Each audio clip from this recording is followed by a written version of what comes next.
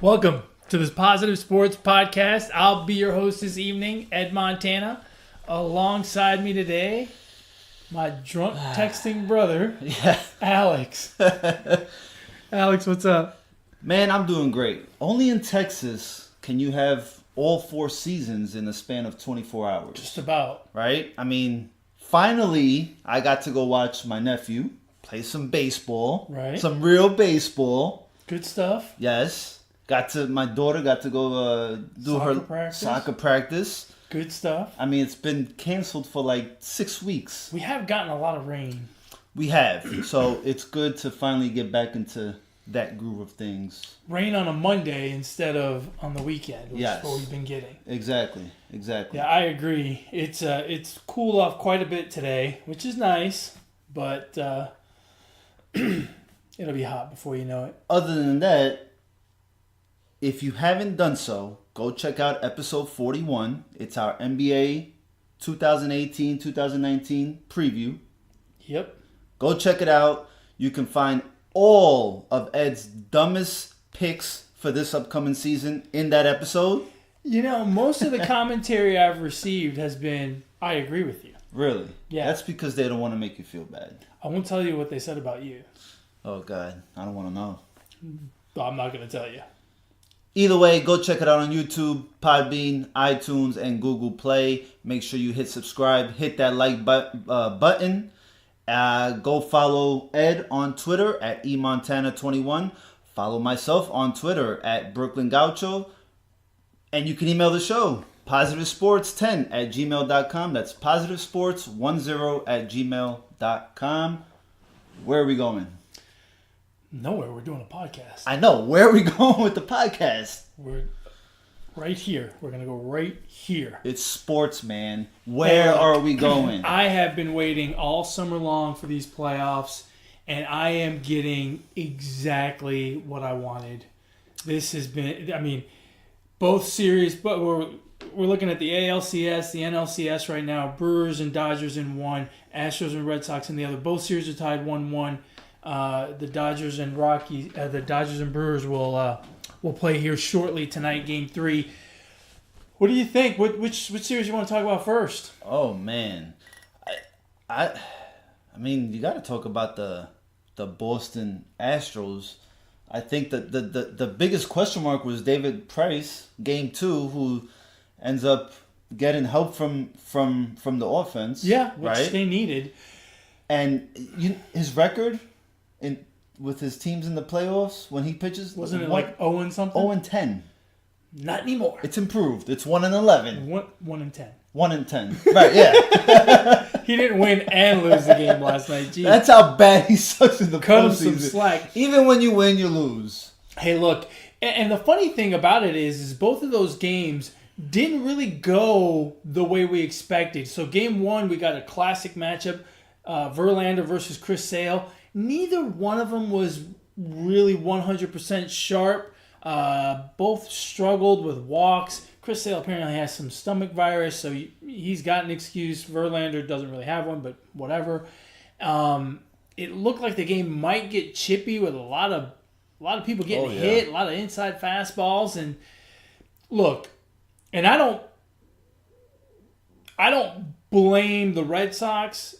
And I kind of do blame the Astros. The Astros were the ones kind of chirping more about the inside pitches.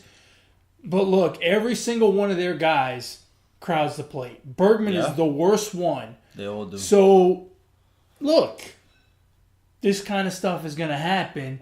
Plus, I wanted to get a little chippy. We didn't get that in the Boston New York Yankees series. Let's get a little chippy. If this series goes 6-7 games, I think we will get it because the Red Sox are determined to take the inside part of the plate away from some of those hitters, and those hitters have been making their living by crowding the plate, making you pitch them outside, and then they work it from there. So I think there's a good chance we're going to see more of it. Game 1, like I said, we did get a little bit of a. Oddly enough, it was only a 2-2 game until late, even though the pitchers were struggling. They were working their way out of jams and stuff, and then the Astros did what the Astros do, a lot of late clutch hitting, scored 5 runs, ended up winning that game 7-2. And then last night was different from what we expected. Again, I didn't expect much from Price, and he didn't get the win. He didn't get the win in the traditional sense, right. But he really battled for his team. I mean, he really, really battled because he did not have great stuff last night, but he battled. And they needed that. And they needed that, exactly. And Garrett Cole, who you expected. I expected to be dominant, was not. He was off again He was another pitcher that we expected big things from, and he was off. So it's been a very interesting series. Now they come back to Houston for Game 3, and I'm telling you, I am loving it. We talked about this way back in March when we did the MLB preview. We talked about the big four teams in the American League and how excited I openly spoke about how excited I would be to see the playoffs come around. And I, we're getting our money's worth. Now, I'm getting my money's worth. I am enjoying the hell out of this. That's the cool thing about sports, man. You just never know. Garrett Cole pitched his entire career with the Pittsburgh Pirates. Now you go into Fenway Park. It's a monster to pitch there under the lights, man. Yeah. This is when it really counts. He had a great season. Don't get me wrong, but pitching at Fenway in the playoffs, it's a different animal. Yeah, it's going to be interesting. I'm very excited to see what the rest of this series holds. So there's a couple videos going around on Twitter about some pine tar that the Red Sox pitchers are supposedly. I mean, I don't know how much truth that there is to that, but where do they have it? On their hats? Was it Joe Kelly? I think it was Joe Kelly. He's got it like on his left arm. And you can kind of see him going like this, kind of rubbing his arm a little bit. And I wouldn't be surprised. I mean, look, when it gets colder, the baseball feels slicker, and it's either grab onto the seams and get blisters, or use pine tar and grab the ball a little bit differently so that you can still have that giddy up and go and get a good grip on it. So I'm not surprised, and this pine tar thing, it's a problem in a lot of places because the batters are also ridiculous with it. Oh, yeah. Now, obviously, we all know the story from years ago with the Yankees and Kansas City Royals and the George Brett and the pine tar game. I would not be surprised if there's a manager out there, and I guess with the four that are left, maybe it won't happen because they're not that kind of guy. Like AJ Hinch is not that kind of guy. He could have protested the game last night. On that Jackie Bradley Jr. call, but he didn't, even though they went about it the wrong way. So he's not that kind of guy. Cora might be the kind of guy to bring it up, but the Astros don't really do it a whole lot. And then on the other side, you got David Roberts isn't that kind of guy, and Craig Counsell's not that kind of guy, I don't think. So, but it is going to be a problem, and I think it's something that's going to need to be addressed with MLB because they're gonna have to a little too much of this pine tar thing, right. And it's the rules are written a certain way. And you know what? Speaking of protesting, when they protest a baseball game, they're protesting it. Obviously, they're playing under the protest that they finish the game under protest, right? So what happens? MLB reviews it, and then what? I've never seen them. I've never heard of someone protesting a baseball game and something happening. Well, the pine tar game. They went back, counted the home run, and played the remaining 2/3 of an inning. Oh, okay. So they finished the game. They go back and play it at that point with the correct call.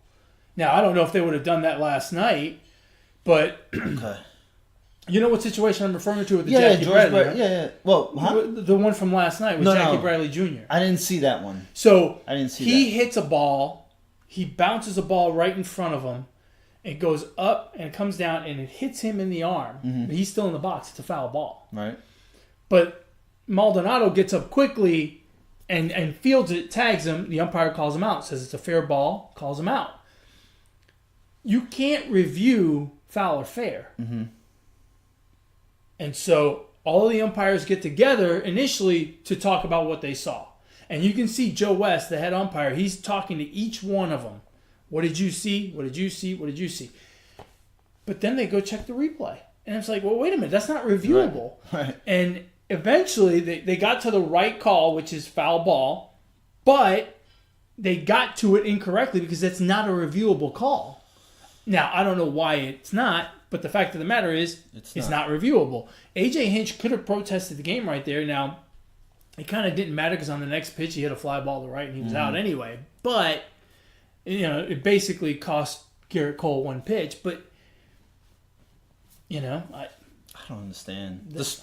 Every sports, they just bend the rules mid-game or they make up rules and it's like, what the heck? Here's the thing. That's something that should be even reviewable. With baseball, the thing with replay with baseball, I don't like it. I think it's good with football. I think it's terrible the way they do it in soccer. Don't get me started on the VAR. But in baseball, I don't like it. It's just not. There was one play a couple seasons ago, or maybe it was last season, where it was in the playoffs. The guy stole second, and the shortstop came down, put the tag on him. The umpire called him safe initially, and he was. But upon replay, so the replay was, did he tag him in time? Mm-hmm. The replay showed he did not.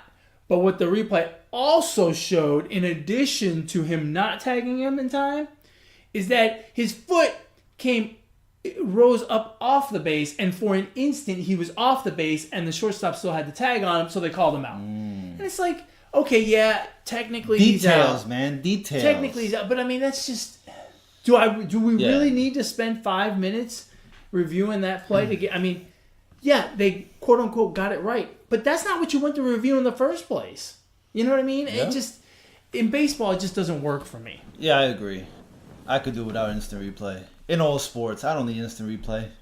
Just call it how you see it. And that's it. I don't understand why we expect perfection from the officials when the players aren't perfect, the coaches aren't perfect.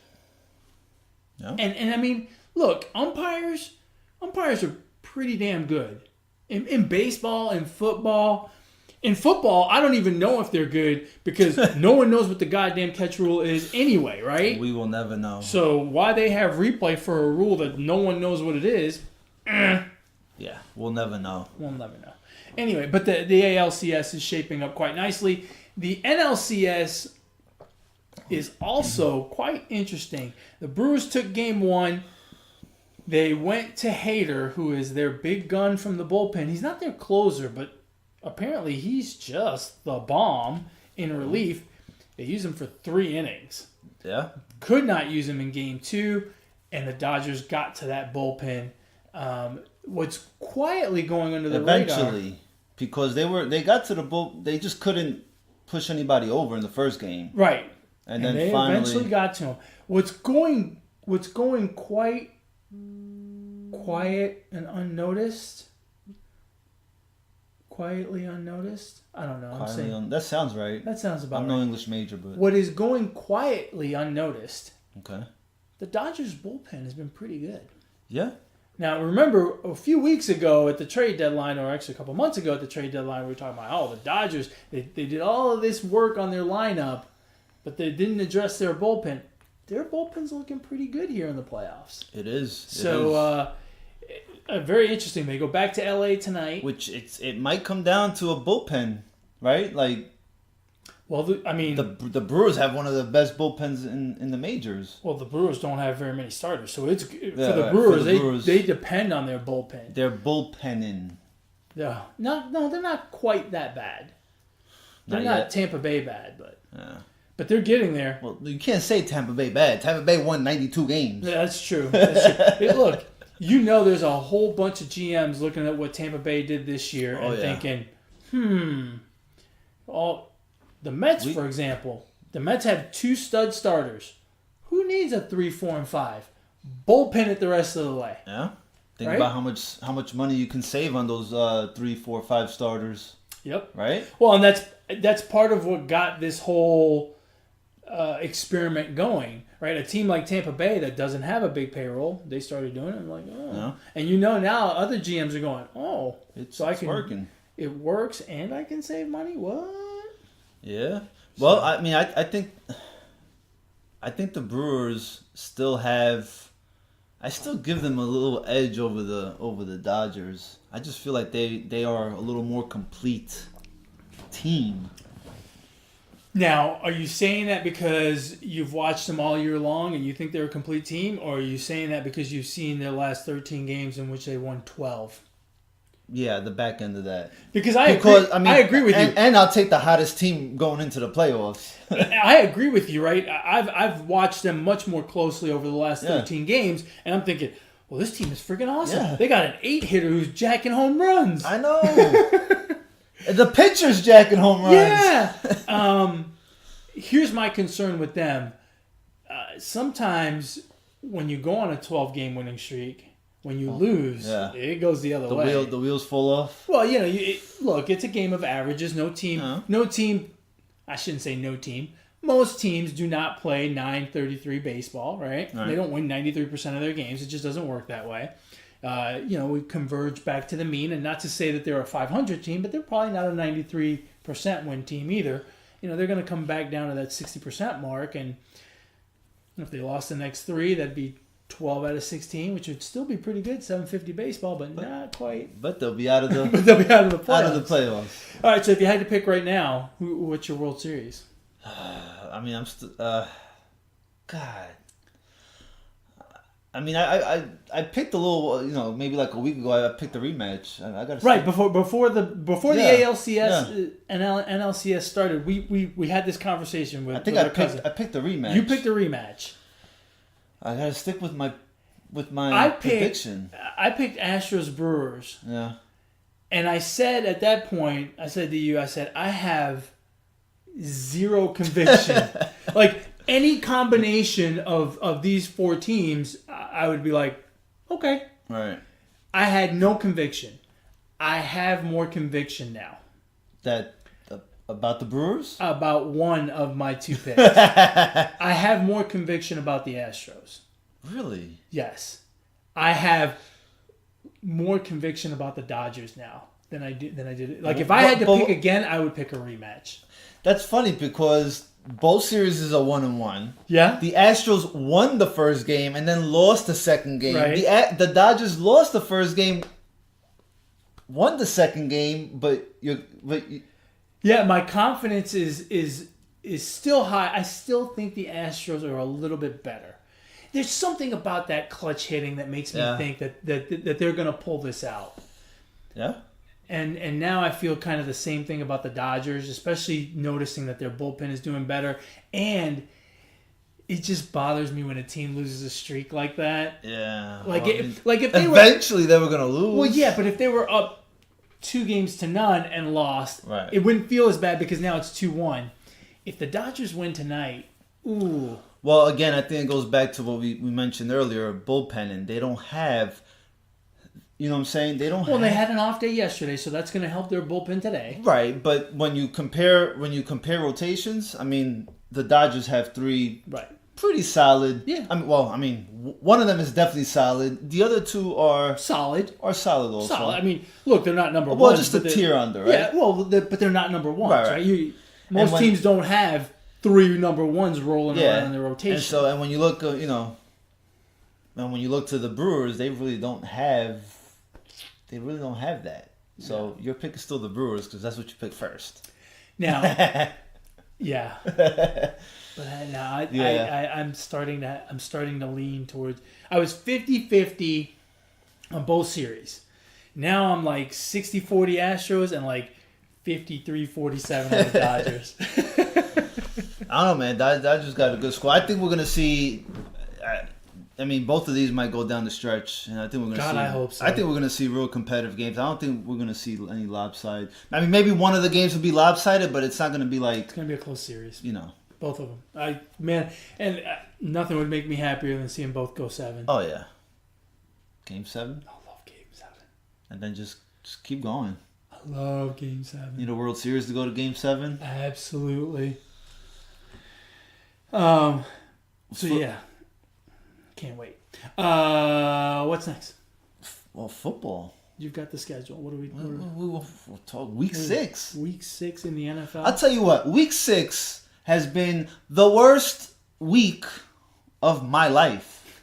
Well, that was the tail end of week 5. Okay? Yeah, well, I don't care. I'm putting it all together because both weeks I've lost in my fantasy league. Aww. Alvin Kamara needed 6.7 points. 6.7 points!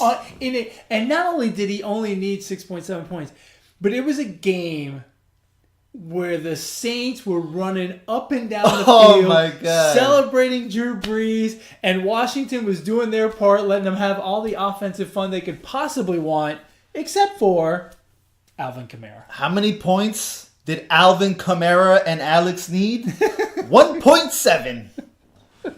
1.7, and I would have taken home the week. I'll tell you no. what, you know my feelings about fantasy football.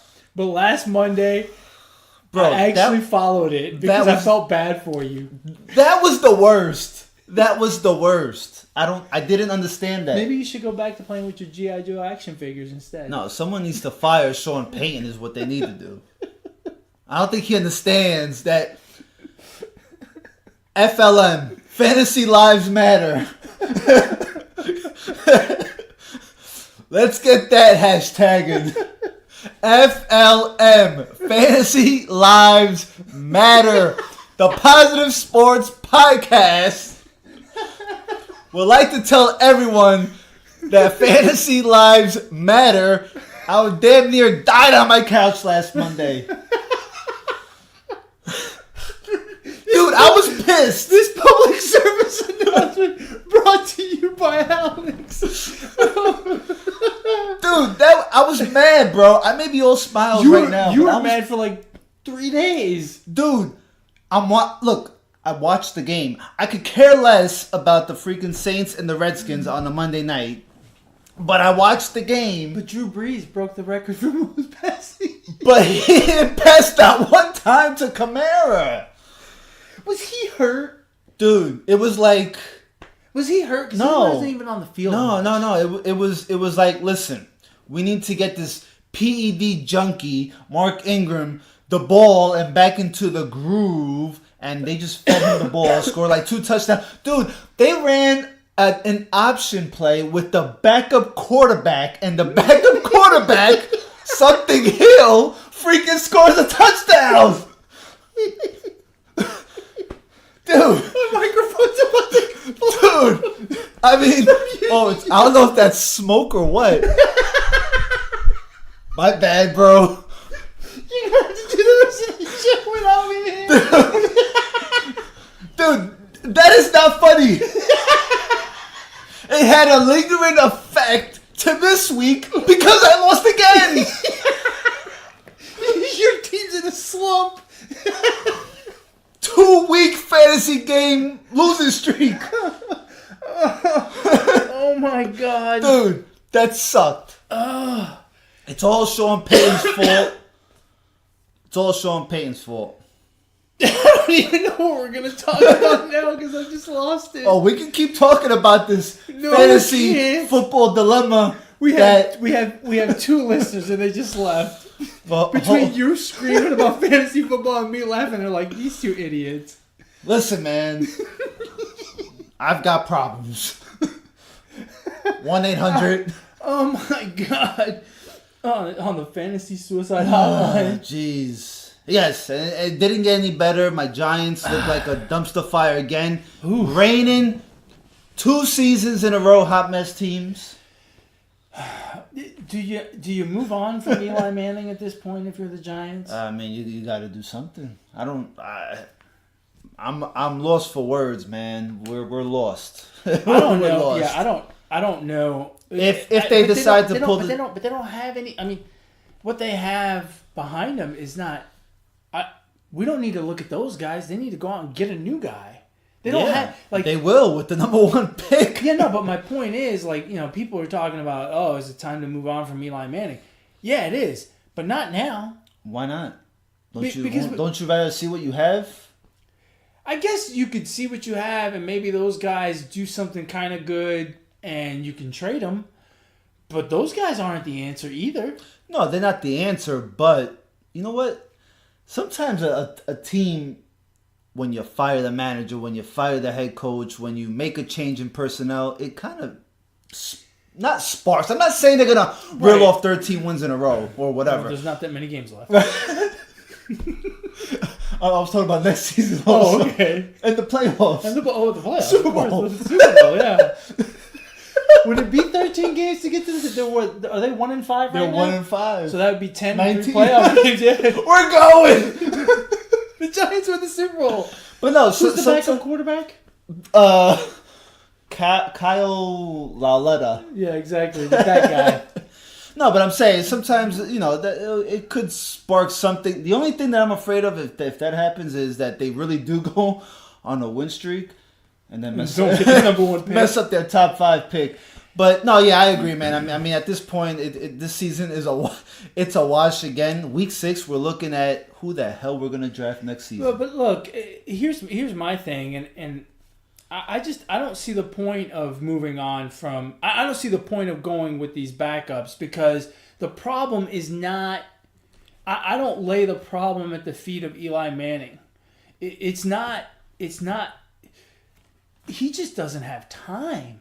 He doesn't have time, and so all you're gonna do if there was a decent offensive line. I'm not talking about the best offensive line on the planet, but a decent offensive line. Then you could look at these backups and say, okay, well, let's play this guy and see what we've got. But that guy's not going to get a fair shot because that line is horrible. And I don't... Look, I'm not saying Eli, you keep Eli forever. Obviously, he's past his prime, but I don't see what swapping him out is going to do either. Yeah, I mean... From watching him against the Eagles, I mean, he had a stretch there where he was 9 for 19, and some of the throws just looked horrible, bro. They really did look bad, and then you can kind of say they were on him. I hate to say that of all people. Yeah. It's tough, but, hey, the road's got to end at some point. Father Time loses to no one.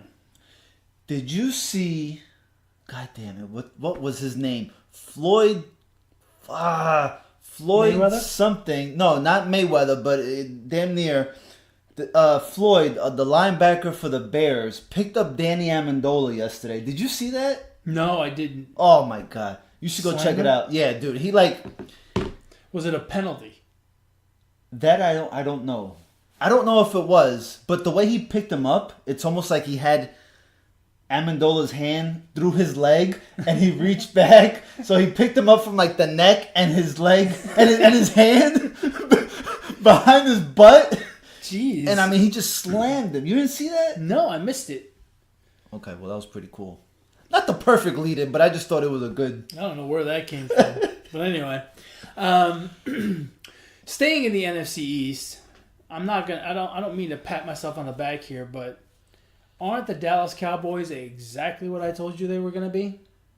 You've called it to the T 6 weeks in. I mean, 6 weeks in, I am spot on. So lose one, win one, lose one. I actually picked them to win this week, even though they were playing Jacksonville. And I thought Jacksonville, because I thought Jacksonville was going to beat them. I think Jacksonville is a better football team. But I thought, no, I'm going to stick to my plan with the Cowboys. And I don't even know who they're playing next week, but I'm picking them to lose. Why don't we pull it up? Let's pull it up. Go ahead. You're going to pick them to lose? Yeah, I don't care who they're playing. Unless it's the Bills. or the Giants. No, because if they play the Giants, it's going to be in New York, and I bet you the Giants beat them. Ooh, the Redskins. They'll lose. They'll lose that one. On the road. On the road, yeah, that's a loss. Watch. They looked like a Super Bowl contender yesterday. I promise you they're going to look like a dumpster fire next week. I don't understand how you look so good. That night and day from 1 week to another. And that's exactly what they've been. Yeah. I mean, they put a 40 on the Jaguars. Yeah, with this great defense. I mean, they absolutely beat them from pillar to post. And quite frankly, they could have scored more. Which, by the way, speaking of the Jaguars and their best defense, Jalen Ramsey looks like a complete dumbass. First week against Odell burned them for 111 yards. Tyreek Hill, when they played the Chiefs won, and Tyreek went off. And now, I'm not sure who was the leading receiver for the Bailey? No, Beasley. Beasley, that's his name. So, yeah, he caught 11 balls. Ramsey doesn't look too smart out there. But it wasn't really. I mean, it wasn't really on the secondary. But the Cowboys just ran the ball at will. Huh. I mean, even Dak Prescott looked good. So yeah, they are exactly what I thought they would be, and I promise you, every week is the same, right? Week 1, when they lose, you got people like you saying they're trash. They're going to go 4-12. I still think they're trash. And games after yesterday's game, people talking about they're going to win the East and go to the playoffs and make a run. I don't think so. Whoa. Who said that? No, Did you say that? I didn't say it. I told you from the beginning. 8-8. 8-8, yeah. Oh, well, so far, your projection is on track. That division is terrible. It's the Eagles to lose. I would think so. Right? I mean, they've looked awful. I mean, they got the better quarterback out of all. They've got the best quarterback. They have a decent defense. I mean, yeah, I don't see how. I mean, but yeah, they've looked terrible. In their losses, they have looked not good. Did they look that good on Thursday, or did the Giants look that bad? The Giants look bad, bro. I think it's more of the Giants looking bad than the Eagles being good. And you got to think. But I do think the Eagles are good. See, they're all right. And then they're having the benefit of playing in the NFC East. I mean, if you remember the week before, the Vikings kind of put it to them. Yeah, no, so absolutely, they're not looking good against certain teams. It's so hard to get a read on this season. I'm having a difficult time. But this is every NFL season. It does. No, seriously. it feels a lot harder this year than other years. Look at the Chargers and the Chiefs. The Chargers are looking good. Yeah, they're 4-2. You know, and I thought they would lose that game, you know, having to travel across country for a 1:00 game. Yeah. I thought they'd be in trouble, but they looked great yesterday. You know what team is really... I feel like they can compete. But when you play a team and you have to have Nathan Peterman help you out with interceptions for you to win, that's another one. I mean, you and I were high on the Texans. The Texans should have lost that game yesterday. They were behind. If it wasn't for a pick six, they'd have lost. Yeah. To the Bills. I mean, they shouldn't lose that game. They should win it, right? Before the game starts, they should win it. Absolutely. So absolutely. When you got to get helped out. That was my stone cold lock of the week. Was that your eliminator pick? I think it was. I think it was mine. I think it was. It was mine. And I got lucky because they just the Texans just haven't figured it out yet. It's hard to figure out teams like Tennessee, right? Oh, man. Tennessee looked good against the Eagles. It looked like a dumpster fire yesterday. 11 sacks? 11 sacks. That's unheard of. That's a beating on poor Mariota. And they're not playing. They have 2 running backs that you thought they would kind of get him in the mix, but right. I don't know. If he's hurt, I don't know Mariota or what the heck. I don't know what they're doing. I don't know what's going on with Tennessee. Well, I guess the game of the day yesterday was the Chiefs and the Pats. Who are they? I thought it was Tom Brady versus Patrick Mahomes. Oh yeah, okay. I hate it when they do that. I don't like it either because guess what? This is not tennis. Brady and Mahomes are never on the field at the same time, except at the very end when they shake hands. And it's not like one's on defense and one's on defense and one's on offense. Like if you'd have said Elliott versus Ramsey, even though they don't play similar positions, but at least they're on the field. Right. But Brady and Mahomes, they're not even on the field at the same time. Last night's broadcast started with a picture of Brady and Mahomes. I mean, it's like, no, it's the Patriots and the Chiefs, man. Well, they got to kind of set it up as, the old man passing down the torch. How much Did he pass the torch? No.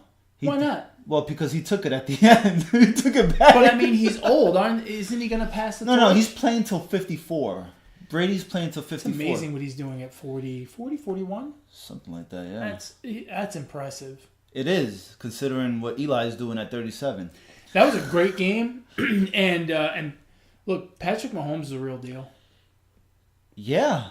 And how much is NBC loving this? Because next weekend, they get the Bengals and more of Mahomes. Yeah, and that's going to be a good game. Before we go any further, the NFL has to do something about Perfect. Yes. That dude needs to go. Yeah. That dude needs to go. I don't know how many games he's been suspended for in his career, but whatever that number is, add 5 more to that, and that should be his punishment this time. Because this guy's not learning. He's not learning. Well, shame on the Bengals for not really taking a stand also and doing something. You know that the team's not going to, right? It really does, but they should. No, but they shouldn't. That's not their job. That's the NFL's job. Oh yeah. And the NFL needs to do something about that guy. That hit was illegal 5 years ago. That hit was illegal. They took the forearm shiver out a long time ago, right? I mean, linemen of the 70s used to talk about how they club each other upside the head, and defensive end would club an offensive lineman over the head with his arm to get a good pass rush going. And that's what he did yesterday. I mean, he lowered his shoulder into his head and threw the arm out. It's too much. It's too much. Look, I mean, I like the violence of the game. I like the physicality of football for sure. It's something I could never do ever, even when I was young. But that's just taking it too far. That's ridiculous. I agree. The NFL needs to do something about him. They do. I mean, the guy has a rep for it. That's what he's known for in the league. He's not known for making plays and causing fumble. He's known for being a dirty player. How long before a team returns the favor and just no reason just crack blocks him in the knees? Well, the Steelers did last year in the game. Juju. Yeah. Juju laid him out pretty good and stood over him kind of like Muhammad Ali did. Yeah, they need to do away with that guy. Yeah, he definitely deserves a suspension. I'll be surprised if he doesn't get one this time. I think he'll get one. Was it even called on the field? Yes. Well, that's good. They got that right at least. I believe it was. But there's just no place for it in the game. I don't understand where you would think the team would come in is like, hey, dude, you're costing us 15 yards. Yeah. Knock it off. Just knock it off. Or just say, hey, at some point, you're just being dirty. Fuck it. Yeah, it's too much. It's too much. much. If I didn't have all my chips on the Bengals this year, I'll be rooting against them because of that guy. But I'm rooting against them because of that guy. I mean, it makes me just not like that entire team. Yeah. It's not fair because Andy Dalton, AJ Green, Mixon are having a great season and whatnot, but it's just terrible. It is beyond terrible. And that was a big game for them. That AFC North is shaping up to be a fun division to watch. Yeah, because now all of a sudden, the Bengals lose one, and the Ravens are looking kind of good. Looking lively until next week. Yeah. I mean, you just never know. You just never know. And, the Browns are still in it. They are in it because... no, they're not. They're only 2-3. They're still the Doodoo Browns. They're 2-3-1. I was on the NFL app yesterday looking at scores. They listed the Browns at 2-2. 2-2? Yeah, they didn't list the tie. Which has me rooting for more ties. So when Miami-Chicago went into overtime yesterday, I was rooting for a tie. Because you know what I want to see? I want to see what's going to happen when we get down to playoff time and one team is 10-6 and another team is 10-3-3. Who gets in? Yeah. I think the team that's 10-3-3 should get in, not the team that's 10-6. Well, I'm sure it'll go down to other. I mean, we'll see. That's interesting. I mean, but because to me, that shouldn't even go to a tiebreaker. The 10-3-3 team is better than the 10-6 team. How? They lost less. But they didn't win any more. But they lost less. But they didn't win any more. They won equally the same amount of games. In soccer, you get 3 points for a win. This is not soccer. 0 for a loss. But you get 1 point for a tie. Yeah, well, that's soccer. No, I know. But again, a tie is just not as bad as a loss. in soccer. Especially if you like to kiss your sister. Right? The way the saying goes. Ties are like kissing your sister. Look, I think... yeah, I mean... I'll be interested to see what happens. We're getting a lot of games going into overtime this year. I keep forgetting that overtime's only 10 minutes long. And I'm like, why the hell is this quarter lasting so long? And It's so quick. Right, it's 10 minutes instead of 15. You wouldn't think 5 minutes made a difference, but in football terms, it does. You still don't think they should switch to the college rules? No. I don't want to see a game go on forever. It doesn't go on forever because Yeah, it after does. because then you got to go for 2. No. At some point, No, you I gotta go for 2. absolutely don't want to see that because there's nothing better in football than to see a 10-10 defensive game and then it ends up being 42-40. No, I don't want to see that. You're such a hypocrite. You're saying that because you gamble. No. You bet the over under sometimes. No, now that you bring that up, that's a very good point.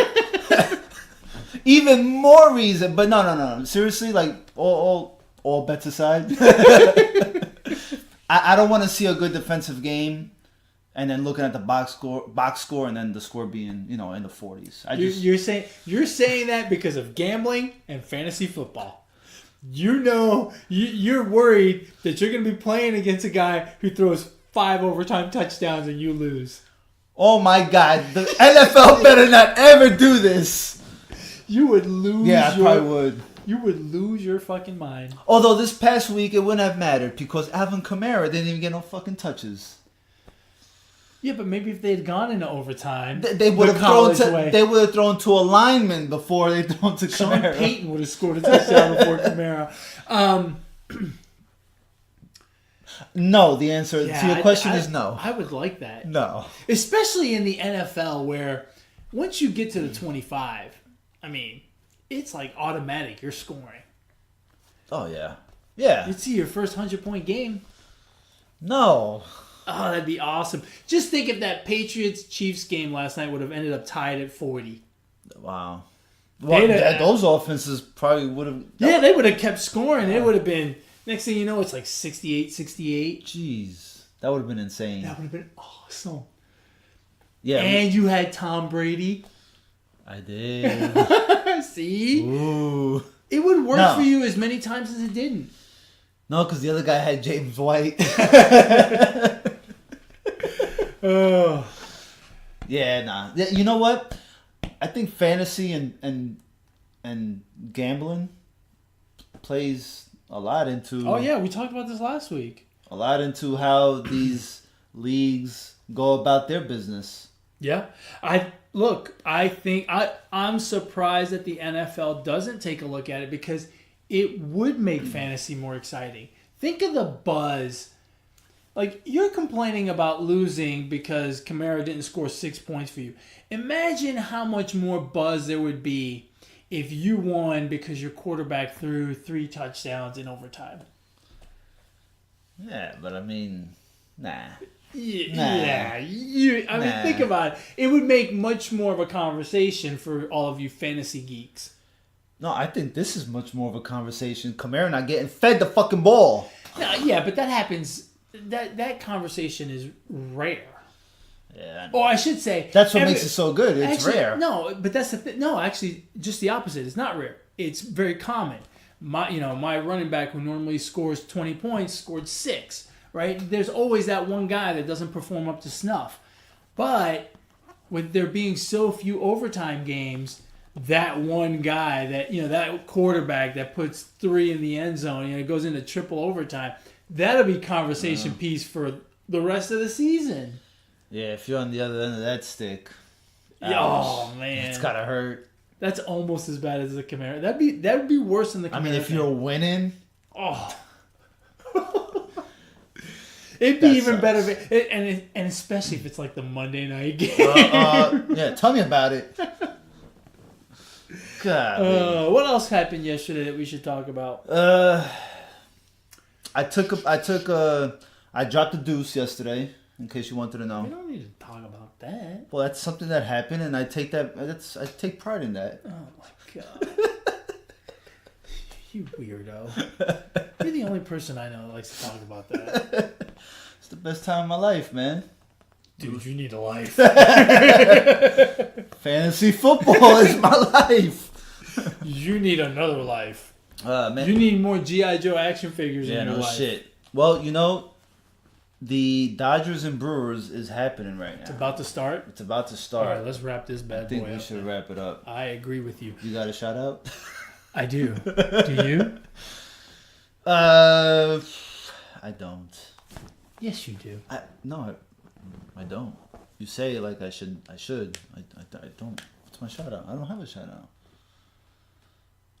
What's October 15th? I have no idea. You want to talk about famous number 42s? Well, that's easy. Yeah, but baseball, Jackie Robinson. I mean, I think they're all baseball.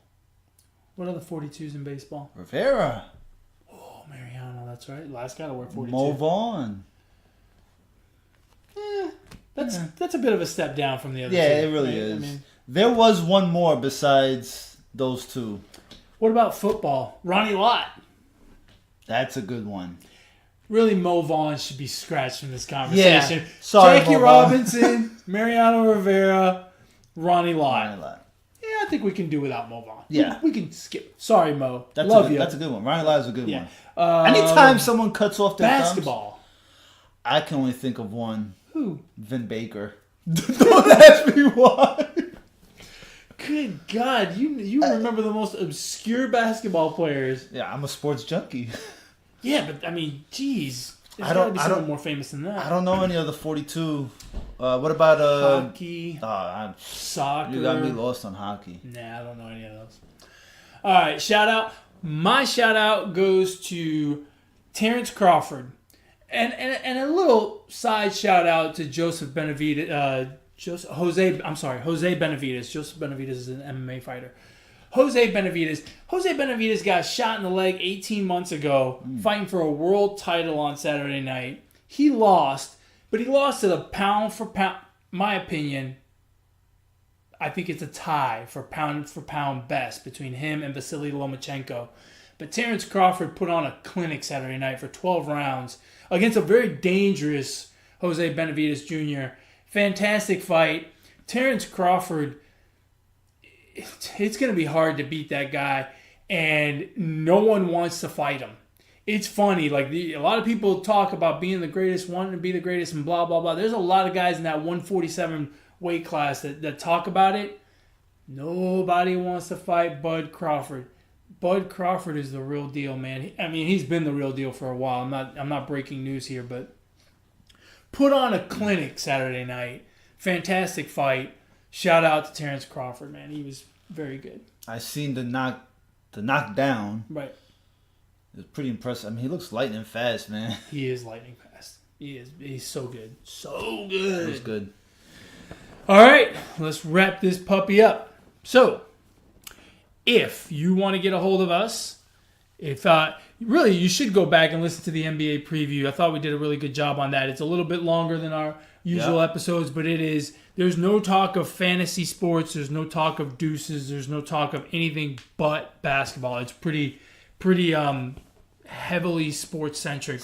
When we do those previews, we don't mess around. We stick to the topic and really hammer at it. I think it's really good. Season starts tomorrow, so go check it out. Check it out. If you have any questions, comments, concerns, you want to share your thoughts with us, you can email the show at positivesports10@gmail.com. positivesports10@gmail.com. If you want to get a hold of this guy, don't be a leader, be a follower on Twitter at Brooklyn Gaucho. And if you want to get a hold of me, you can do so on Twitter as well at eMontana21. With that, my friend, we have come to the end of another fantastic episode of the Positive Sports Podcast. I can't wait to do it again. I like it when we do them pretty quick here, 2 and 3 days. It's fun. So maybe we'll drop another surprise. Yeah, we just love talking sports. We might very well do that. Well, maybe it's not talking sports. Maybe we'll talk about whatever. Spoiler alert. Maybe we'll talk about whatever. We know more than sports, man. We could do it. You do? Do you? No. Okay. We can wing that too then. whatever. You don't need to know anything to talk. As always, folks, thank you very much for your support. And as always, ignore the negativity. Be the positivity. Peace.